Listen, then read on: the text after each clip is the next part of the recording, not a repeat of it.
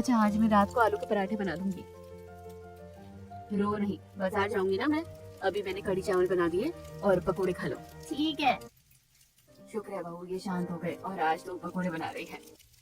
अब घर का दही था माँ जी, तो मैंने बना दिया। अब तो हिसाब से ही घर चलाना पड़ेगा जब तक इनको नौकरी नहीं मिल जाती।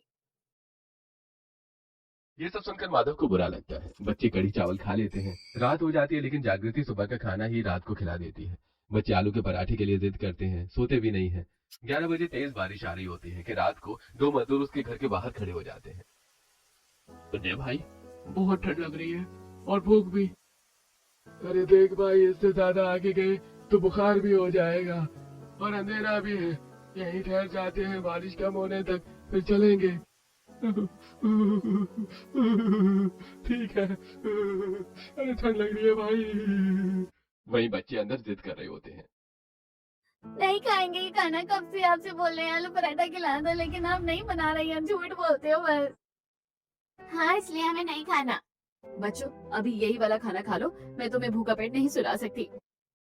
बहू, बच्चे बहुत दिन से आलू का पराठा मांग रहे हैं। 2-4 आलू पड़े हैं तो बना दे। ठीक है, मैं बचे हुए आलू का बना देती हूँ। मैं इसलिए नहीं बना रही थी क्योंकि पूरे परिवार के लिए बनाना चाहती थी। हमारी फिक्र मत करो जागृति, पहले बच्चों को देखो। जागृति आलू को उबालकर बच्चों के लिए आलू का पराठा बना देती है। आलू के पराठे की खुशबू बाहर मजदूरों के पास भी जाती है और वो दरवाजा खटखटाते हैं। माफ कीजिएगा, रात के 11-12 बजे आपको परेशान कर रहे हैं। लेकिन क्या करें, आपके आलू के पराठे की खुशबू आ रही है। अगर हो सके तो इंसानियत के नाते आप खिला देंगे। बारिश में बहुत मन करता है आलू का पराठा खाने का। हाँ, अगर आपको इसके पैसे चाहिए तो ले लीजिए। वाह मम्मी, बहुत अच्छा आलू का पराठा है और मिर्च डाल दो। हाँ मम्मी, तीखा तीखा आलू का पराठा बहुत अच्छा लगता है। जी, हमारे लिए भी तीखा वाला आलू का पराठा बना देंगी वो तो। ठीक है, आप अंदर आ जाइए, मेरे पास सिर्फ एक ही है आलू का पराठा। दोनों के लिए मैंने तो थोड़े से आलू सिर्फ बच्चों के लिए बनाया था। जागृति उदय और मजनू को भी आलू का तीखा पराठा बनाकर खिला देती है। वो बहुत खुश होते हैं और बच्चे भी। तब बच्चे सो जाते हैं। काश हमें ये और खाने को मिल पाता, लेकिन आपके पास सिर्फ 2 पराठे ही थे। हाँ, आपने बहुत तीखा आलू का पराठा बनाया है। अगर आपकी तो कोई दुकान है तो बता दीजिए, हम रोज खाने आएंगे। अरे नहीं, हमारी कोई दुकान नहीं है। अगर आपकी कोई दुकान होती तो हम दोबारा जरूर आते। बारिश कम हो गई है, चलो दे। हाँ चलो मजनू भाई। दोनों मजदूर चले जाते हैं। काम की तलाश माधव को थका रही थी। ऊपर से बारिश का पानी फिर घर में आ जाता है तो बहू को निकालना पड़ता है। तब सुरेखा भी मदद करवाती है। अरे बाजी, आप क्यों आई? मैंने आपको मना किया था ना। अरे तू ये सब छोड़, मैं कर लूंगी। मुझे पता है तुझे भी घर की चिंता खाई जा रही है। मैं सोच रही हूँ माँ जी, मैं ही कोई काम कर लूँ, ऐसी तो बात नहीं बनेगी। वो कब से तलाश कर रहे हैं नौकरी, लेकिन उन्हें नहीं मिली। जैसे तैसे घर चलता है। रात को फिर वही मजदूर बारिश में दरवाजा खटखटाते हैं। अरे आप दोनों तो वही है ना जो उस रात आए थे? हाँ हाँ, हम उदय और मजनू हैं, उस रात वाले। दरअसल बात ये है कि वो आलू के पराठे इतने अच्छे थे कि हमने अगले दिन कहीं और खाए तो पसंद ही नहीं आए। हम आलू के पराठे खाने आए हैं। बेशक से आप पैसे ले लीजिए। माफ कीजिएगा भाई साहब, मेरे घर में कोई आलू नहीं है और ना ही मैं कोई आलू का पराठा बेचने वाली हूँ। जी मैं जानता हूँ, लेकिन आपको ये काम शुरू करना चाहिए। आपके हाथ में जादू है। देखिए, आप कुछ भी बोलेंगे, आपकी मर्जी से मेरी पत्नी बनाने लगेगी क्या? अरे अरे आप बिगड़ क्यों रहे हैं? आप तो बस ऐसे, हम तो बस ऐसे ही बोल रहे थे। जब हुनर है तो काम करना चाहिए। लगता है बहुत बड़ी फैक्ट्री में काम करते हैं। आप परेशान क्यों कर रहे हैं? जाइए ना, यहाँ कोई आलू के पराठे नहीं है। मम्मी पापा दादी, क्या हुआ? कुछ नहीं बच्चों, अंदर चलो। सबके सब अंदर आ जाते हैं। वो दोनों मजदूर चले जाते हैं। बच्चे सो जाते हैं। माधव गुस्से में होता है। पता नहीं कैसे कैसे लोग हैं जो बेमतलब में आधी रात को दूसरों को परेशान करते हैं। अरे आलू का पराठे खाना है तो किसी और जगह जाए ना।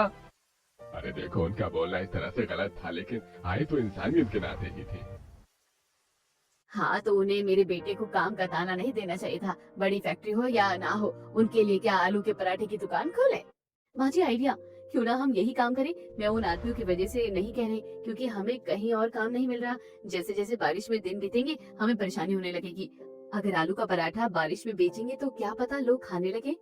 पता नहीं मंडी में इस टाइम आलू का क्या भाव है, कल जाकर देखेंगे। फिलहाल आराम करो, बहस के चक्कर में 12:30 बज गए हैं। सब लोग सो जाते हैं। अगले दिन जागृति मंडी में जाती है, जहाँ सभी सब्जियों के भाव आसमान पर चढ़े हुए थे, लेकिन आलू सस्ते थे। बिना कुछ सोचे समझे जागृति 10 किलो आलू घर ले आती है।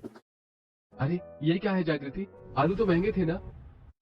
हाँ माधव जी, लेकिन मेरी किस्मत अच्छी निकली, सारी सब्जियां महंगी थी और आलू सस्ते थे, मैं ले आई। मुझे लगता है कि हमें एक बार कोशिश करके देखनी चाहिए, अगर चल गया तो ठीक है, नहीं तो कोई बात नहीं। मुझे भी ऐसे ही लगता है, क्योंकि इस टाइम कोई काम भी नहीं मिल रहा है और मैं तुम्हारे साथ हूँ। खुद को अकेला मत समझना। मुझे तो पता है, आप हमेशा से मेरे साथ हो। माधव रेडी और बड़े तवे का इंतजाम कर देता है और जागृति बड़े पतीले में ढेर सारे आलू उबाल देती है और धनिया, हरी प्याज, मिर्च इत्यादि काट कर, आलू छील कर आलू मसाला तैयार करती है। थोड़ी देर में अपने ठेले लगाकर आगे के रोड पर पहुंच जाते हैं। जागृति आलू का पराठा बेलती है और पति आलू का पराठा सेकता है और तवे पर कड़छी मारता है।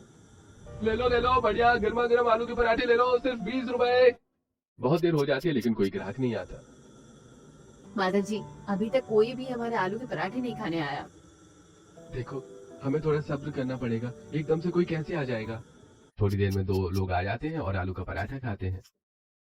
ओहो भाई, आलू का पराठा खा रहे हैं, लेकिन लग नहीं रहा है कि आलू का पराठा है, और तीखा भी नहीं है। अरे वही तो, चलो चले, यहाँ से पैसा बर्बाद हो गया। अरे हम तीखा कर देते हैं। अंकल जी रुकिए, माधव जी हमारा आलू का मसाला ठीक नहीं है क्या? वो लोग जागृति की नहीं सुनते। इतने में पुलिस वाला आकर हफ्ता मांगने लगता है। तुम लोगों ने किससे परमिशन लिया यहाँ पर अपनी रेडी लगाने की?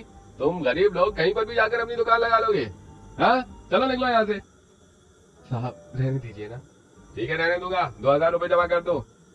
साहब अभी हमें कुछ देर हुई है, हमारे पास पैसे नहीं है, हम इतने पैसे कैसे देंगे? अगर पैसे नहीं है तो निकलो, वरना रेडी का सारा सामान निकाल कर तोड़-फोड़ कर दूंगा। पुलिस की धमकी से दोनों डर जाते हैं और घर से बाहर रेडी ले जाते हैं। सास ससुर ने देखा परेशान होते हैं तो सब कुछ बताते हैं। बहू हार मत मान, अगर पुलिस वाला वहाँ लगाने नहीं दे रहा तो अपने घर के बाहर लगा दे। ये भी तो चलता फिरता रोड है, यहाँ से भी गाड़ी गुजरती है। लेकिन माँ जी वो वाली बात नहीं है, वो चौड़ा रोड था। देख बहू, बहाने बनाएगी तो काम चलने से रहा, खुद पर भरोसा रख। सुरेखा आलू का मसाला चखती है।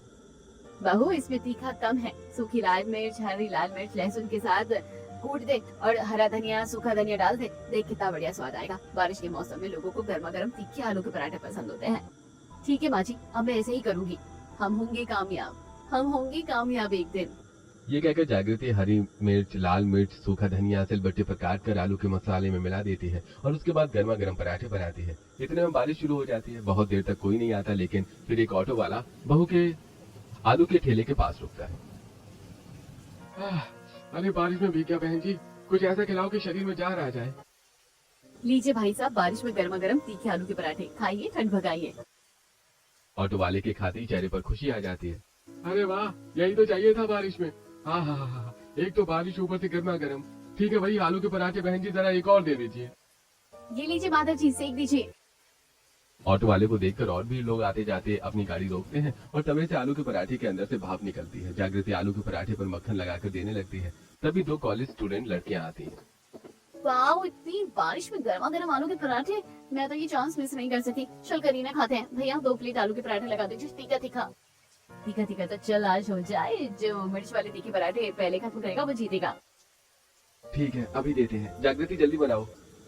जी। तब जागृति फटाफट 3-4 आलू के पराठे बेल कर दे देती है और माधव सेक कर ग्राहकों को तीखे आलू के पराठे बनाकर देता है। इतने में सास तीखे पुदीने की सिलबट्टे वाली चटनी बनाकर ले आती है और ग्राहकों को परोस देती है। शुक्रिया माँ जी। मेरे मुंह से तो धुआं निकल रहा है। ये कितने बढ़िया और तीखे आलू के पराठे हैं। उर्फी, मजा आ गया यार। हाँ सच में बहुत तीखा है। भैया आंटी जी पानी मिलेगा क्या? लो दीदी पानी पी लो, मेरी मम्मी बहुत अच्छे आलू के पराठे बनाती है। लो दीदी आप भी पी लो। अरे बेटा, अब तो पानी तीखे आलू के पराठे खत्म करने के बाद ही पियेंगे। क्या बात है, लड़कियों का तीखी आलू के पराठे खाने का चैलेंज हो रहा है। भाभी जी जरा 2 प्लेट हमारे लिए भी, इनसे जीत कर तो पहले हम दिखाएंगे। हाँ कर लो चैलेंज, हार जाओगे। लड़कियां तुम लोगों से ज्यादा तीखा खाती है। तब जागृति और माधव जल्दी जल्दी और ग्राहकों को बरसात में ठीक है आलू के पराठे देते हैं। वो लड़के भी खाने लगते हैं और दोनों वाले के बाद ही दोनों पानी मांगने लगते हैं। तब ससुर पानी की बाल्टी भर के ले आता है। अरे बहुत मिर्ची लग रही है अंकल, बहुत मिर्ची लग रही है, लेकिन आप बाल्टी लेकर क्यों आए हो? बेटा, जिस हिसाब से तुम आलू का तीखा पराठा खाकर नाच रहे हो, उस हिसाब से तो मुझे बाल्टी हिलानी पड़ेगी ना। और तीखा आलू पराठा चैलेंज लड़कियां जीती हैं, लड़के हार गए।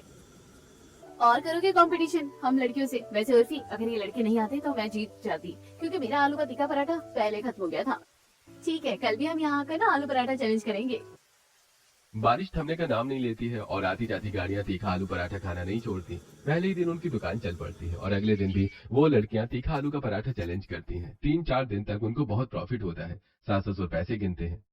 वाह बच्चों, तुम दोनों ने अपनी मेहनत, लगन और आलू के पराठे के स्वाद से लोगों का दिल जीत लिया है। देखो, 100 रुपए के आलू और 100 रुपए के मसाला तेल का निकालने के बाद भी 400 रुपए बच रहे हैं। मुनाफा तो हुआ है और कहीं किराया भी नहीं देना पड़ रहा है, न तुम्हें जाना पड़ रहा है। पापा जी, ये चीज तो अच्छी हो गई। बस ऐसे ही हम रोज मेहनत करेंगे, फिर ये हमारा टूटा फूटा घर भी सही हो जाएगा। अगले दिन फिर जागृति आलू उबालकर सिलबट्टी पर तीखा मसाला तैयार करती है और सास ससुर तिरपाल बिछा देते हैं। लोग बारिश में भीगकर खाना खाते हैं। ठेला इतना भर जाता है कि बाहर गए ग्राहकों को घर के अंदर बिठाकर खिलाना पड़ता है। घर की कुछ जगह पर अभी भी बूंदें टपक रही थी। अरे माता जी, आपके घर में पानी टपक रहा है, आप ऐसे रहते हैं? हाँ बच्चों, क्या कर सकते हैं।